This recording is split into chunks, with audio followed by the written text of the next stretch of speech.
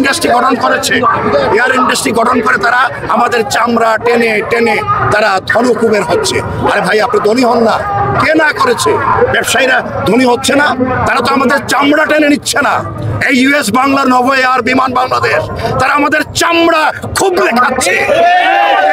Rail ব্যবস্থায় প্রতিদিন দুর্ঘটনা, আমাদের প্রাণের মূল্য নেই। সিলেট এইখানে যারা বসবাস করে তারা কি বাংলাদেশি না? এই অঞ্চলে কি বাংলাদেশের প্রত্যন্ত জেলা থেকে মানুষ বসবাস করে না?